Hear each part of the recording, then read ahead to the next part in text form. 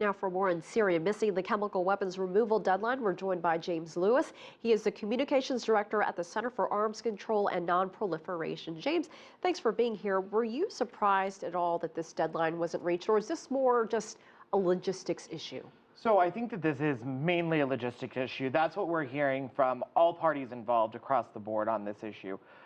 This was originally imported to the Executive Council on the 17th by the Director General, but they thought they weren't going to be able to make the deadline for a series of concerns.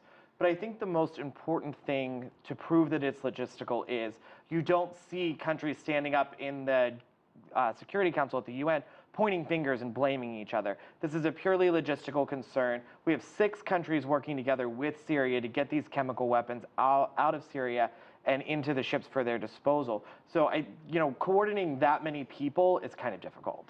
Well, do you anticipate any other delays down the road? I mean, surely something like this had to be taken into account, considering there's still fighting going on in that country. Exactly. The biggest concern is going to be getting the weapons from where they're stored to Latakia to be exported. Once they're exported, that's not really the concern. They're going to be carried by the Danish and Norwegian ships to an Italian port and then loaded onto the U.S. ship.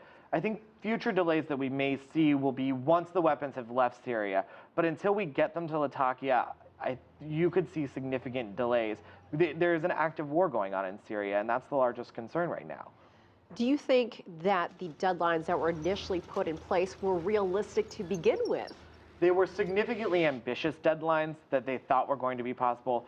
There was a series of countries that we thought would take these weapons and dispose of them. That didn't become the case. It became necessary to dispose of them at sea using a U.S. vessel. And this was really the solution no one wanted, but it's the last best good solution that leaves Syria without chemical weapons and unable to use chemical weapons in the future. And that's the big win here. Regardless of how long it takes, Syria no longer has chemical weapons. What are some things to look toward in the coming months as this process continues to take shape?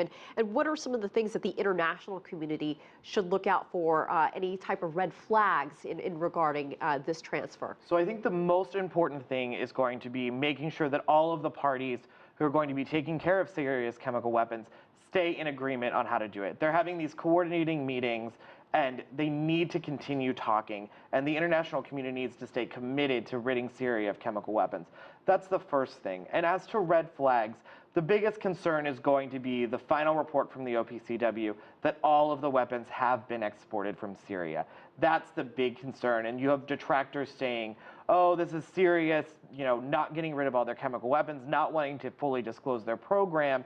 And if the OPCW at the very end says, all the weapons are out of Syria as of today, I think you're going to see a lot more people jump on board, people who haven't been supportive of the plan in the past. Realistic to think that Syria will give up everything?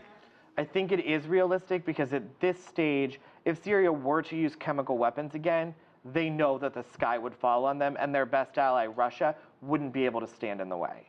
If they do use chemical weapons after agreeing and telling their Russian counterparts, we will get rid of these weapons, Russia's not going to be able to support them if they're used again. All right, things to look for. James Lewis, as always, we appreciate your time. Thank you so much for joining us, and Happy New Year. Thanks for having me. Thanks.